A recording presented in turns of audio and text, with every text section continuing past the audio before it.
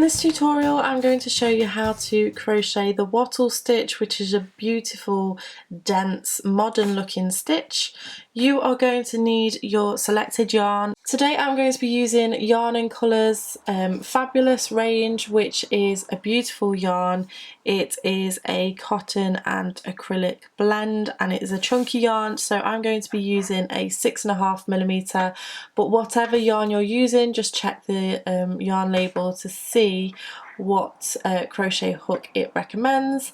You will also need a pair of scissors and a darning needle.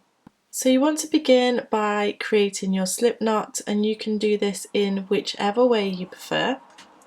Go ahead and insert your crochet hook, and we're going to begin by creating our foundation chain, and this foundation chain is going to be worked in multiples of 3. So you're going to grab the yarn and pull through, grab the yarn, pull through, and then yarn over, pull through. So that's 3. And then you would just keep repeating this 1, 2, 3, 1, 2, 3, until you get to the width of the project you want to make. So go ahead, pause the video, work your chain and meet me back once you're ready. So I've done my foundation chain and I've done a chain of 15 just for this sample piece. And what we're going to do is we're going to go ahead and start our first row. So for this we're going to skip the first 2 chains and then work into the 3rd chain, and we're going to do a double crochet. Remember, I'm working in UK terms, so a double crochet in the US is known as a single crochet. So we're going to go ahead and work into that 3rd chain, 1, 2, 3. Now I do have a tutorial where I talk about which chains to work into. If you are just practicing, just starting out with crochet, I would recommend you go into this chain just here, but I'll leave a link in the description box below explaining which chains you can work into to make this base chain look a little bit more neat and tidy.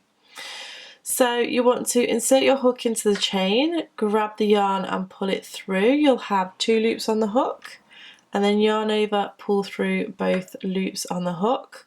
We're then going to chain 1 and we're going to work into that same chain that we've just worked into, and we're going to do a treble crochet. So in the US this is known as double crochet. So you're going to yarn over and insert your hook into that same chain, grab the yarn and pull it through. You will have 3 loops on the hook, yarn over, pull through 2 loops, and then yarn over, pull through the last 2 loops. We're now going to skip 2 chains and then do exactly the same thing into the 3rd chain. So straight into the chain, grab the yarn, pull it through. You'll have 2 loops on the hook, and then yarn over, pull through both loops on the hook, chain 1, and then do a treble crochet into that same chain. And this is what you're going to do all the way along. So you're going to skip 2 chains and then work into the 3rd chain with a double crochet, a chain 1, and a treble crochet. So pause the video and work your way until you have 3 chains left, and then come back and I'll show you how to finish off this row. So I've worked my way all the way along that chain and now I have 3 chains left. So rather than skipping 2 and working those same stitches into this last stitch, what you're going to do is yarn over and insert your hook. And we're going to do a half treble crochet, which is a half double in the US. Grab the yarn and pull it through like you would do a treble, but you're actually going to yarn over and pull through all 3 of those loops on the hook, and that just finishes off that row. So we're going to move on to row 2. You want to chain 1 and turn your work. And what we want to do is locate the chain space from row 1. So we're going to skip the top of this half treble here. We're going to skip this treble from row 1 here, and then you can see this is the chain 1 space. So we have the treble, the chain 1 space and the double.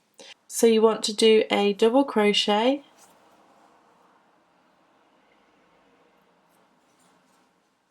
chain 1 and a treble crochet.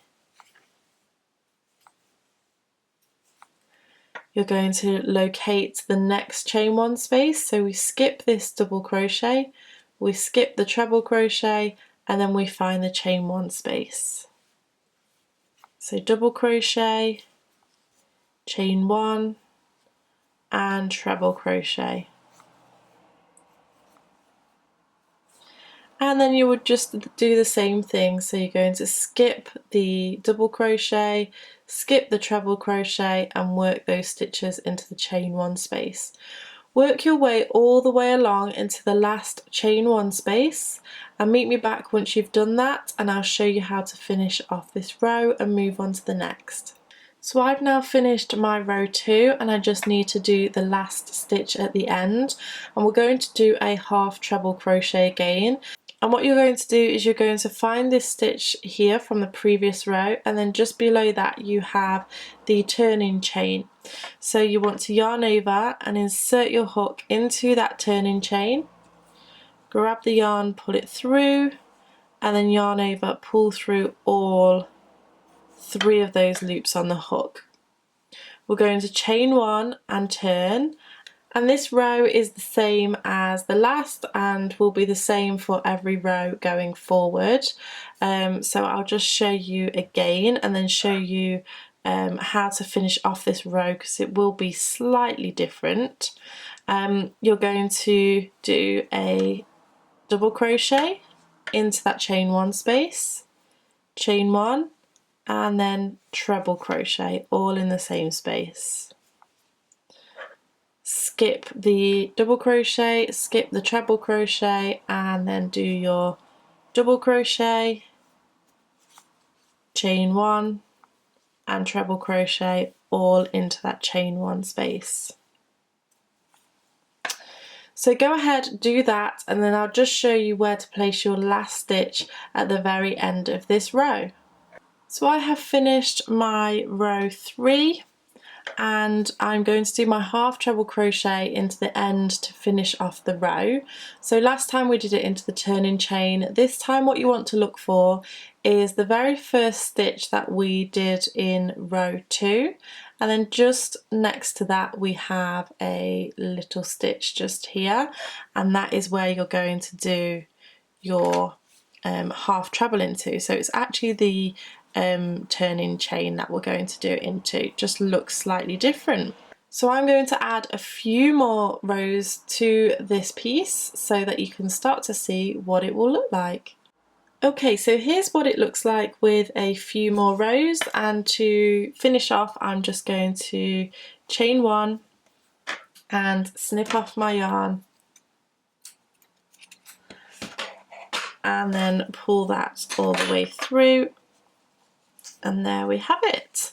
So this is just a really nice pattern which gives a gorgeous texture, quite a modern looking stitch. This would look good in blankets, or if you wanted to make a shawl which didn't have so many holes in, for example. I love these kind of dense stitches. I just think they are really nice and modern, and they just look beautiful. So I really hope that you've enjoyed this tutorial. If you did, make sure you give me a thumbs up. Don't forget to subscribe to keep up to date with all of my latest videos, and click that bell button if you are already subscribed so that you can see when my new videos go live. You'll get a little notification. But thank you so much for watching, and I shall see you again next time. Bye!